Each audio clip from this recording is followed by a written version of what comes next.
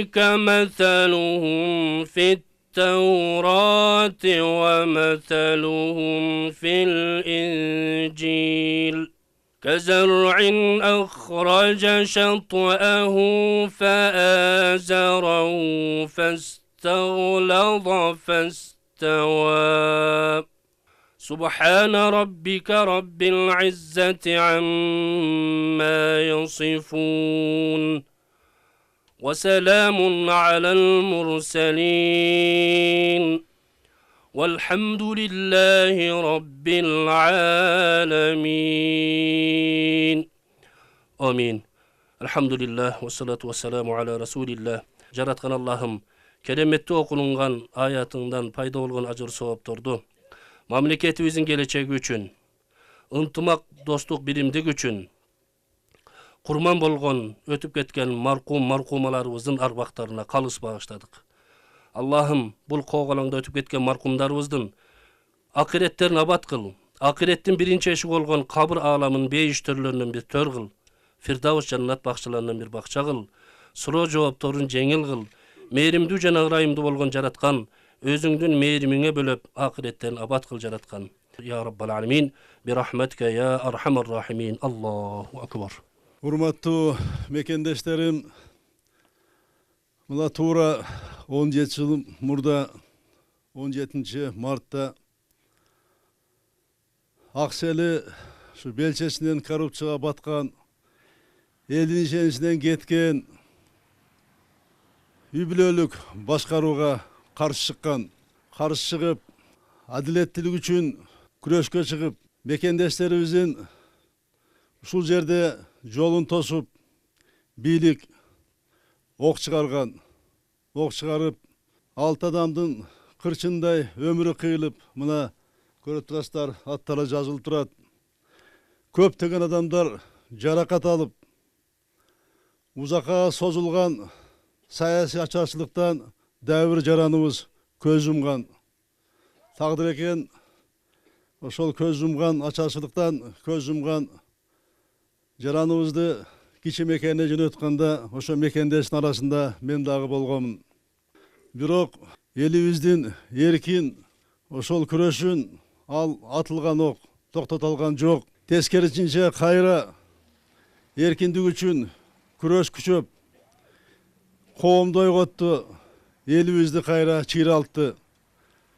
Ошол мезгилде ошол Аксы окуясындагы наразылык боюнча себептерин бурмалап берилсе дагы, анда эми массалык малый каражаттабында өнүккөн эмес, берилсе дагы чындык элге жеткен. Элибизге ал дем күч болуп, ошо чындыкты билген Кыргызстандын көпчүлүк эли аксылык агайын туугандар менен жүрөгү менен бирге болуп турган. Аксылыктар өзүнүн жалындуу деми менен ошондой курч болоттой эрки менен биздин элибиздин, жалпы элибиздин жүрөгүнөн ошондо ордун тапты. Ордун табып, аксылыктар элибиздин ан сезиминде улуу бурулуш жасап, элди ойготуп, биздин өлкөбүздүн жаңы өнүгүшүнө жаңыча бир дем киргизди. Акыйкатсыздыктын, адилетсиздиктин, мыйсамсыздыкка каршы күрөштүн мына башаты болуп калды. Ошол Аксы окуясы.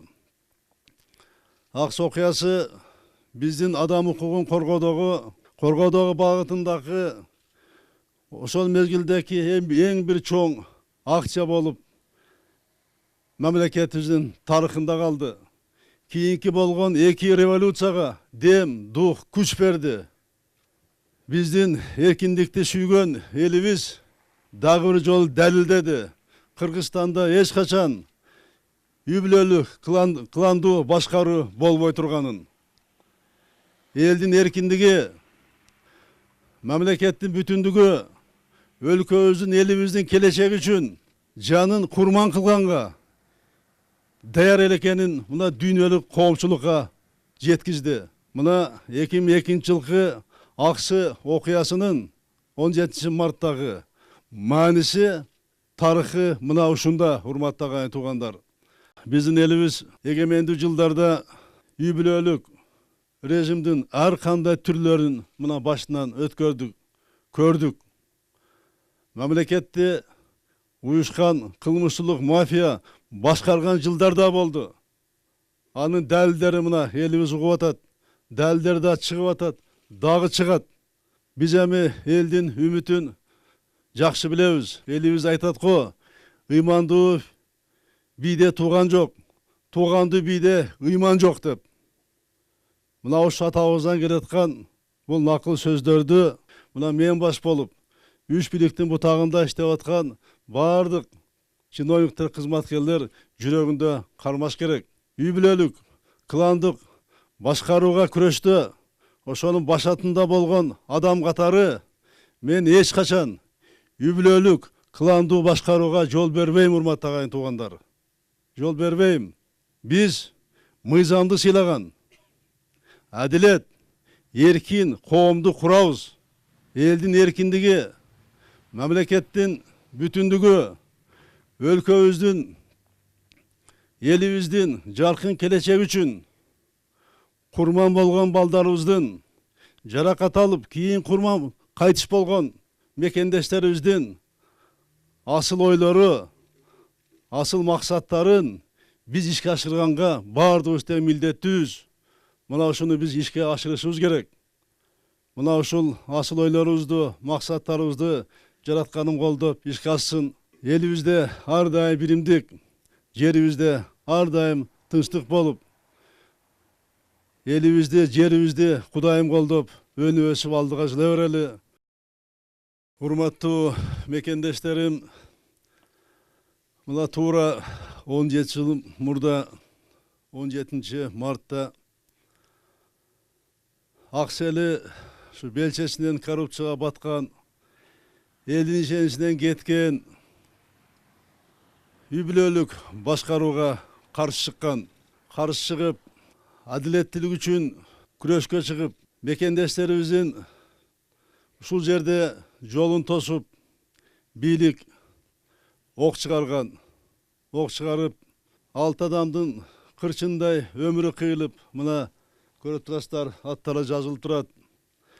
Көптөгөн адамдар жаракат алып, узакка созулган саясий ачарчылыктан дагы бир жараныбыз көз жумган.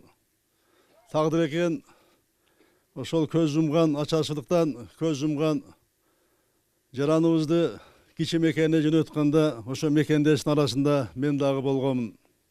Бирок элибиздин эркин ошол күрөшүн ал атылган ок токтотулган жок. Тескерисинче кайра эркиндик үчүн күрөш күчөп, коомду ойготту, элибизди кайра чыйралтты.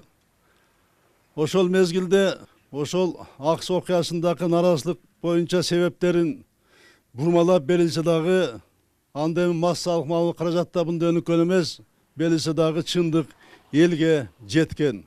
Элибизге ал дем күч болуп, ошо чындыкты билген Кыргызстандын көпчүлүк эли аксылык агайын туугандар менен жүрөгү менен бирге болуп турган. Аксылыктар өзүнүн жалындуу деми менен ошондой курч болоттой эрки менен биздин элибиздин, жалпы элибиздин жүрөгүнөн ошондо ордун тапты. Ордун табып, аксылыктар элибиздин ан сезиминде улуу бурулуш жасап, элди ойготуп, биздин өлкөбүздүн жаңы өнүгүшүнө жаңыча бир дем киргизди. Акыйкатсыздыктын, адилетсиздиктин, мыйзамсыздыкка каршы күрөштүн мына башаты болуп калды. Ошол Аксы окуясы. Аксы окуясы биздин адам укугун коргоодогу багытындагы ошол мезгилдеги эң бир чоң акча болуп мамлекетибиздин тарыхында калды. Кийинки болгон 2 революцияга дем, дух, күч берди. Биздин эркиндикти сүйгөн элибиз дагы бир жолу далилдеди. Кыргызстанда эч качан үй бүлөлүк, кландуу башкаруу болбой турганын. Элдин эркиндиги, мамлекеттин бүтүндүгү, өлкөбүздүн элибиздин келечеги үчүн жанын курман кылганга даяр элекенин мына дүйнөлүк коомчулукка жеткизди. Мына 2002 жылкы Аксы окуясынын 17 марттагы мааниси, тарыхы мына ушунда, урматтаган туугандар. Биз бардыгыбыз ушу Аксы окуясында курман болгондорду, ошол окуяда жаракат алып, кийин кайтыш болгондорду, алардын жарык элесине мына таазим этип турабыз бардыгыбыз тең. Ошондой эле кийинки 2005-2010 жылдары эркиндик үчүн жалпы элдин арасында жүрүп курман болгон мекендештерибизди мына бүгүн эстейбиз. Алар эмне үчүн көз жумганын, эмне үчүн курман болгонун биз мына бүгүн эскеребиз, адан сабак алабыз. Апрель окуясынын дагы мына эмки жылы 20-жылы 10 жылдыгы болот. Апрель окуясында дагы үй-бүлөлүк башкарууга, кландык башкарууга каршы чыккан мекендештердин арасында мен да болгонмун. Апрель окуясындагы ошо кландык башкарууга, үй-бүлөлүк башкарууга, ошол режимге каршы чыккан мекендештеримдин, курман болгон мекендештеримдин, алардын жакындарынын тагдыры мен үчүн деле жөнөкөй гана сөз эмес. Бул менин жүрөгүмдө, урматтаган туугандар. Мына азыр жарлык даярдап атабыз. Кийинки жылга 10 жылдыкты жогорку мамлекеттик деңгээлде ушул апрель окуясындагы өткөрүш боюнча атайын комиссия түзүп, ошо Аксы окуясы 2005 март 2010 апрель окуясы биздин тарыхыбызда өзүнүн ордун, калыстык ордун алыш керек.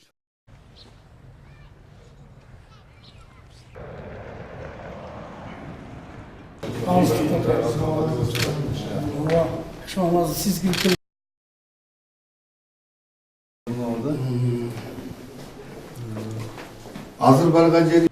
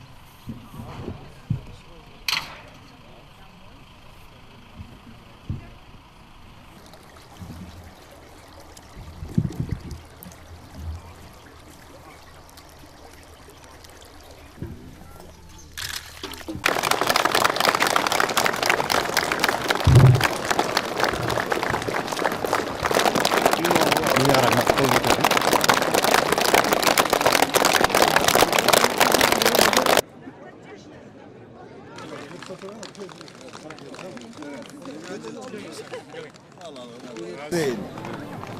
Kelgen bir yere.